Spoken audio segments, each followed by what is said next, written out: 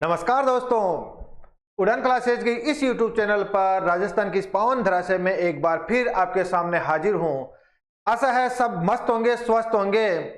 आज हम एक नई वैकेंसी के बारे में आपके सामने कुछ जानकारी लेकर आ रहे हैं और जिसका देखिएगा नवम स्पर्शम दीप्तम, यानी कि हम गौरव के साथ आकाश को छूने जा रहे हैं। अगर आप अग्निवीर का सपना देख रहे हो और वो भी वायुसेना में, तो तैयार हो जाइएगा, क्योंकि भारत सरकार ने अग्निवीर योजना के तहत वायुसेना में क्या निकाली है भैया, वैकेंसी निकाली है और बिल्कुल आप ही के लिए निकाली है। तो आशा है आप इस वैकेंसी का इंतजार कर रहे थे और निश्चित तौर से आप इस बातों को, जो अग्निवीर में अक्सर हम कौन कौन फॉर्म भर सकते हैं और कौन कौन इसमें नहीं भर सकते, कितनी यहां पर इनकी योग्यताएं रखी गई है, क्या केवल और केवल साइंस वाले विद्यार्थी ही इसमें भाग ले सकते हैं या अन्य विषय के विद्यार्थी भी इसमें भाग ले सकते हैं, उनके विषय पर भी बात करेंगे। क्या इसमें कितनी दौड़ रहेगी, फिजिकल का क्या स्वरूप रहेगा और नेगेटिव मार्किंग कितनी रहेगी, इन सभी पहलुओं पर हम बात करेंगे। तो फिर देर किस बात की, सीधे चलते हैं इन्हीं विकल्पों पर। तो देखिएगा, अगर हम बात करें तो देखिए अग्निवीर जो है वायुसेना में आवेदन शुरू कर दिए गए हैं और ये आवेदन आपको पता है दोस्तों कितने तारीख से शुरू हुआ है। ये आवेदन आपके 7 तारीख से, यानी कि 7 जनवरी 2025 से शुरू कर दिए गए हैं, जो कि अंतिम समय तक लास्ट डेट कितनी है इनकी, 21/1/2025। कितनी है, 21/1/2025। तो ज्यादा समय नहीं दिया गया है। कहां से, 7/1/2025 से बैला लो कितना है, 21/1/2025 तक। तो समझ में आ गई होगी शुरू आवेदन कब हो रहे हैं भाई लाला। हाँ, 7/1/2025 से अंतिम दिनांक कितनी है, 21/1/2025। जबकि याद रखना, यही अग्निवीर योजना के तहत जो वायुसेना में है वो जयपुर के लिए विशेष ध्यान में रखना, जयपुर के लिए इसकी जो अंतिम तिथि रखी गई है वो 27 रखी गई है, 27 जनवरी। इस चीज का थोड़ा ध्यान में रखना। और जयपुर के लिए जो परीक्षा रखी गई है, एग्जाम रखा गया है, वो मार्च के महीने में रखा गया है। इस चीज का भी आप थोड़ा ध्यान में रखिएगा। तो देखिए भारत में ओवरऑल की बात करें तो 7 से 1 तक शुरू हुई है और अंतिम तिथि 21, जबकि जयपुर के लिए कितना अंतिम है, 27 जनवरी। बात कर लेते हैं योग्यता पर। देखिएगा योग्यता पर अगर मैं बात करूं तो अलग अलग विषयों, क्योंकि ये वैकेंसी है वायुसेना पर अलग अलग विषयों के लिए ली गई है, तो आपको कुछ अलग अलग विषयों के रूप में देखना होगा। जैसे अगर मैं बात करूं मैथ में या अन्य विषयों की बात करें तो उनमें क्या क्या क्या रखा गया है योग्यताओं के अनुसार। तो देखिएगा योग्यताएं 12वीं पास मैथ इंग्लिश, यानी फिजिक्स में उसी में आ गई है, कितना हो, इंग्लिश में 50% अंक होने चाहिए। तो सब्जेक्ट तो मैथ होनी चाहिए 12वीं में, यानी कि साइंस होनी चाहिए, मैथ होनी चाहिए और उनके साथ क्या हो, इंग्लिश में 50% अंक अनिवार्य हो। यह बात हो गई है इसकी। और देख लीजिए यहां पर नोट भी डाल रखा है भैया, इंग्लिश में कितने होने चाहिए, 50% अंक तो अनिवार्य रूप से होने ही चाहिए। इसी प्रकार से अगर मैं बात करूं तो देखिए आगे देखिएगा, न्यूनतम 50% अंकों के साथ ये देखिएगा डिप्लोमा के तहत बात की जाए तो मैकेनिकल, इलेक्ट्रिकल और इलेक्ट्रॉनिक्स, ऑटोमोबाइल,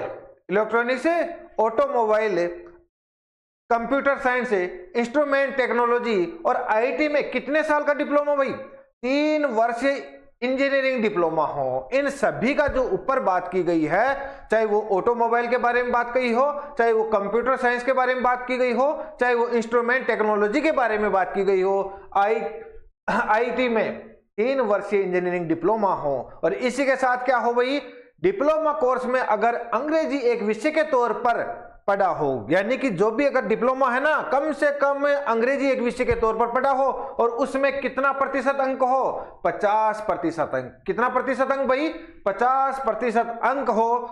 इस चीज का थोड़ा सा ध्यान में रखना। और अगर कोई वोकेशनल कोर्स किया हो तो उसमें 50% अंक के साथ 2 वर्षीय, कितना वर्षीय भाई, 2 वर्षीय वोकेशनल कोर्स किया हो और उसके साथ 10वीं 12वीं में इंग्लिश में कितने हो, 50% अंक हो। तो आपको ध्यान में रखना होगा, इंग्लिश का इसमें महत्वपूर्ण रोल है और वो चाहे 10वीं हो चाहे 12वीं हो, दोनों में कम से कम न्यूनतम 50% इंग्लिश में अंक होने ही चाहिए। ये तो हो गई साइंस के बारे में बात, जो साइंस विषय से संबंधित है और कुछ डिप्लोमा से संबंधित है, इंजीनियरिंग के से संबंधित है। लेकिन अब उन विषय की बात कर लेते हैं जो साइंस के अलावा है। तो देखिएगा, जैसे आर्ट वगैरह है, उनकी अगर बात करें तो अन्य विषय के तहत रखा गया उनको, और न्यूनतम कितने प्रतिशत अंक हो, 50% अंकों के साथ 12वीं क्या की गई हो भैया, पास की गई हो। इस चीज का ध्यान में रखना। अन्य विषय वाले, बिल्कुल अन्य विषय वाले न्यूनतम टोटल सब्जेक्ट में ही कितना प्रतिशत अंक होना चाहिए, 50% अंक होना चाहिए। और अंग्रेजी विषय में कम से कम उस भाई के कितने हो, 50% से कम ना हो। इन चीजों का ध्यान में रखना भाई। हाँ जी, यह हो गई अन्य विषय के बारे में बात। उसी प्रकार से आपको ध्यान में रखना होगा वोकेशनल डिप्लोमा की अगर बात की जाए तो उसमें भी न्यूनतम 50% अंकों के साथ 2 वर्षीय वोकेशनल डिप्लोमा किया गया हो, और 10वीं 12वीं में इंग्लिश में कितने हो, 50%। कुल मिलाकर 100% की बात एक है कि इंग्लिश में चाहे वो 10वीं हो चाहे वो 12वीं हो, इन सभी में कितना प्रतिशत है, 50% अंक तो होना ही चाहिए। ये तो हो गई कि उसकी योग्यता क्या होनी चाहिए फॉर्म भरते समय। तो आपको पता चल गया होगा, चाहे वो साइंस विषय में रहा हो चाहे वो अन्य विषय में रहा हो, लेकिन दोनों में ही कम से कम, अगर अन्य विषय में है तो याद रखना पूरे सब्जेक्टों में 50% ओवरऑल होना चाहिए, लेकिन उसी के साथ इंग्लिश में कितना होना चाहिए, 50% होना ही चाहिए। तो देखिए, अब बात कर लेते हैं परीक्षा प्रारूप की, यानी कि दोनों की एग्जाम में समय भी अलग मिलेगा, ये ध्यान में रखना। दोनों का पेपर भी अलग होगा, अन्य विषय का और साइंस यानी विज्ञान विषय के तहत होने वाले पेपर दोनों अलग होंगे। तो देखिएगा, अगर पहले देख लेते हैं भाई, साइंस विषय के लिए ऑनलाइन आवेदन में, ऑनलाइन जो एग्जाम होगा उसमें क्या होगा। तो देखिएगा, अगर हम बात करें तो जो साइंस विषय है ना, उसमें जो एग्जाम होगा वो कौन कौन से क्वेश्चन आपसे पूछे जाएंगे, वो पूछे जाएंगे। एक तो भौतिकी से संबंधित, किसके संबंधित है, भौतिकी के संबंधित। एक पूछे जाएंगे अंग्रेजी से संबंधित, और एक पूछा जाएगा आपको गणित से संबंधित। इन विषयों के क्या होंगे भैया, बहुविकल्पी पेपर होगा। समझ रहे हो ना, किस विषय के साथ, भौतिकी, अंग्रेजी और गणित विषय के साथ भौतिक बहुविकल्पी पेपर होगा। कितने मिनट का, 60 मिनट का। कितने मिनट का भाई, 60 मिनट का, यानी कि 1 घंटे का पेपर होगा आपका। यह तो हो गया जिस भाई के साइंस के साथ किया है, और अन्य विषय के साथ अगर किया है तो उन चीजों का थोड़ा हम देख लेते हैं। अन्य विषय में क्या है, अन्य विषय में कैसा होगा भाई पेपर। तो देखो, अन्य विषय की अगर मैं बात करूं तो अन्य विषय में जो पेपर होगा ऑनलाइन टेस्ट में क्या क्या पूछे जाएंगे भाई, अंग्रेजी से संबंधित क्वेश्चन पूछे जाएंगे, और तर्क शक्ति यानी कि आपकी तर्क शक्ति, मानसिक योग्यता वाली कौन सी, रीजनिंग जिसे कहते हैं, तर्क शक्ति कैसी है, और सामान्य जागरूकता से संबंधित क्या होंगे, क्वेश्चन होंगे। तो आपको पता है अन्य विषय के तहत कौन कौन से आएंगे भैया, आपके इंग्लिश आएगा, और दूसरा क्या आएगा, तर्क शक्ति आएगी, और वो क्वेश्चन होंगे जो जागरूकता से संबंधित आपसे पूछे जाएंगे। और इसमें एग्जाम अवधि कितनी होगी, 45 मिनट। कितनी होगी भाई, 45 मिनट। यह हो गई एग्जाम से संबंधित। तो देखिएगा, साइंस का अलग होगा और अन्य विषय का अलग होगा। साइंस में आपने देखा हो चाहे भौतिकी आएगी और इंग्लिश आएगी, और आपने देखा मैथ आएगी, जबकि यहां पर अन्य विषय के तहत तर्क शक्ति आएगी, इंग्लिश आएगी, और उसी के साथ आपने देखा सामान्य जागरूकता वाले क्वेश्चन भी पूछे जाएंगे। और बात कर ले अब नेगेटिव मार्किंग की, तो ध्यान में रखना नेगेटिव मार्किंग होगी 1/4, यानी कि प्रत्येक 4 क्वेश्चन गलत होने पर आपका 1 अंक बाहर काट लिया जाएगा। तो देखिए, नेगेटिव पर थोड़ा विशेष ध्यान में रखना। तो नेगेटिव मार्किंग कितनी होगी, 1/4। तो देखिए, अगर इन सब के बावजूद अगर कोई भाई अगर पास होता है तो उसको फिजिकल के लिए बुलाया जाएगा, और फिजिकल से संबंधित कैसा टेस्ट रहेगा वो एक बार देख लेते हैं अपन, क्योंकि भाई फॉर्म भरने से काम नहीं चलेगा। पहले अपने ये तो देखें ना, फिजिकल कर भी पाएंगे या नहीं कर पाएंगे, अपने पास वो मादा भी है या नहीं है। हम छूने चले हैं आसमान और पता चला हमारे पास में वो है ही नहीं। तो इस चीज का ध्यान में रखो, फिजिकल के तौर पर क्या रहेगा आपका,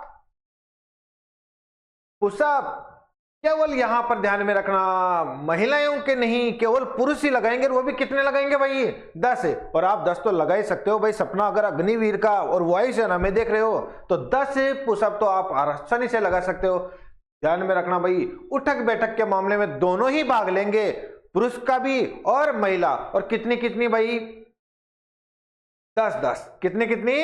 10-10। तो याद रखना, पुशअप केवल पुरुषों के लिए रखी गई है और कितनी? 10। और उठक बैठक किनके लिए? दोनों ही रूपों में, पुरुष के लिए भी और महिला के रूप में भी। कितनी? 10-10 आपको क्या लगानी है? उठक बैठक लगानी है। और उसी के साथ अगर मैं बात करूं तो देखिएगा, शॉट जो है उस चीज का थोड़ा आपके लिए अनफील हो सकता है कि ये अलग क्या आ गया। तो आपको मैं बताता चलूं, ये कुछ नहीं है भैया। ऐसे हाथ को धर लेना है, पैरों को थोड़ा ऐसे कर लेना है और फिर ऐसे लगाना है। आपकी कसम मजा आएगा, आपको भी मजा आएगा और लग भी जाएगा। कितना होगा? 20-20 होगा। कितना होगा भाई? 20-20 होगा। और दौड़ आपको पता है 1.6 किलोमीटर यानी कि 1600 मीटर की दौड़ रखी गई है। पुरुषों के लिए कितनी समय में? 7 मिनट में। कितने समय में भाई? 7 मिनट में। और महिलाओं के लिए यही दौड़ 8 मिनट में रखी गई है। तो ध्यान में रखो, पुरुषों के लिए ये जो दौड़ है 1600 मीटर की 7 मिनट में रखी गई है, जबकि महिलाओं के लिए ये दौड़ कितने में रखी गई है? 8 मिनट में रखी गई है। अग्निवीरों, ये चीज ध्यान में रख लेना। और अगर आप ये चीजें कर पाते हो तो निश्चित तौर से वायुसेना में आपका सपना होगा साकार। अब भाई साहब, न्यूनतम शारीरिक मापदंड की बात कर लेते हैं हम। तो देखो, उस भाई का कद काठी क्या होगी? पुरुष और महिला दोनों की देखो, यहां पर ध्यान दो भाई, मात्र 152 सेंटीमीटर, मात्र 152 सेंटीमीटर। इस चीज का ध्यान में रखना, 152 सेंटीमीटर। और सीना ये भी कम, बिल्कुल कम। अरे भाई, पुलिस वगैरह से बिल्कुल कम। कितना? मात्र 77 सेमी। और याद रखो, फुलाने पर कितना, यानी कि फुलाव कितना होना चाहिए? 5 सेमी का फुलाव होना चाहिए। कितना होना चाहिए? 5 सेमी का फुलाव होना चाहिए। और वजन, ये ध्यान में रखना, वजन भी लिया जाएगा जो कद और आयु के अनुपात में लिया जाएगा। चोरी का लंबाई ऊंचाई कितनी है, चोरी की लंबाई ऊंचाई कितनी है, और उसके अनुपात में उसकी आयु कितनी है, उस अनुपात को देखकर क्या तोला जाएगा भाई? वजन तोला जाएगा। और शून्य है, यहां पर देखिएगा, शून्य की क्षमता का भी टेस्ट लिया जाएगा। और कितनी होनी चाहिए ये शून्य की क्षमता? याद रखना, कम से कम 6 मीटर की दूरी पर आपके दोनों कानों में बराबर तेज आवाज में सुनाई देना चाहिए। तो याद रखना, कानों के जो संबंधित टेस्ट लिए जाएंगे, 6 मीटर की दूरी से स्पष्ट तेज आवाज में सुनाई देना चाहिए। यह हो गई शून्य की क्षमता, यानी प्रत्येक कान से 6 मीटर की दूरी से तेज आवाज में स्पष्ट सुनाई दे। और ये याद रखना भैया, आज के लिए टैटूओं का जमाना चल रखा है ना, टैटू के जमाने में आपको थोड़ा सा ध्यान में रखना। अगर आप कहीं ऐसा टैटू गुडवा लिया जो हाथों पर एमिट टैटू है, तो फिर सपना छोड़ देना। अग्निवीरों, थोड़ा ध्यान से रखना इस चीज को, विशेष तौर से टैटू अगर आपके छपे हुए हैं तो आप नहीं बन सकते क्या अग्निवीर, वो भी वायु सेना में। तो याद रखिएगा, टैटू ना छपाए, ये स्पष्ट नोट, टैटू नहीं होने चाहिए। लेकिन याद रखो भाई, अगर किसी विशेष तौर पर 1-2 में छूट दी गई है, अगर वो भी आवश्यकता हो, तो एक तो आपकी हथेली का इस भाग में कोई टैटू हो तो उस पर भी क्या मिल सकती है? आपको छूट मिल सकती है। अगर ये वाला पीछे वाला यहां का भाग हो, यहां पर भी कोई टैटू का विशेष प्रकार हो, यहां पर भी छूट मिल सकती है। अन्यथा किसी भी भाग पर कोई टैटू हो तो उस पर क्या ना मिलेगी? छूट ना मिलेगी। फिर भी मैं ये कहता हूं, यहां पर भी क्यों गुदवाना, जब कुछ करना ही नहीं है, आपको सपना ही अगर वायुसेना में देखना है तो कहीं पर भी ना गुदवाए। तो ये याद रखिएगा, टैटू से संबंधित अगर कोई चीज छपी हुई है आपके शरीर पर तो फिर आप क्या नहीं बन सकते? अग्निवीर नहीं बन सकते। तो ये रही आपके सामने वैकेंसी। ये तो हो गई भाई साहब आपके वैकेंसी के बारे में बात।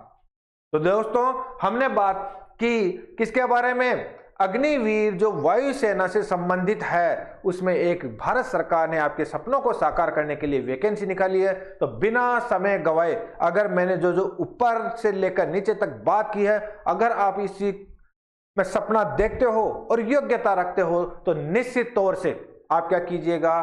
फॉर्म जरूर भरिएगा। ये तो रही फॉर्म से संबंधित बात। और अगर समय समय पर आपको ऐसी वैकेंसियां या पढ़ाई से संबंधित कोई भी अगर आपको हल्की सी समस्या होती है तो उड़ान क्लासेज आपके साथ है। अगर आप ऐसे ही वीडियो और देखना चाहते हो या एजुकेशन से संबंधित वीडियो देखना चाहते हो तो हमारे इस उड़ान क्लासेज के यूट्यूब चैनल को जरूर सब्सक्राइब कीजिएगा और बेल आइकन दबाना ना भूलें, और हो सके तो इसे शेयर भी कीजिएगा और लाइक तो बनता ही है। दोस्तों मिलते हैं फिर किसी एक अच्छे से वैकेंसी के बारे में जानकारी लेकर, या आप हमारे अगर इसकी तैयारी कर रहे हैं तो तर्क शक्ति से संबंधित क्लास को लेना जरूर ना भूले। मिलते हैं, धन्यवाद।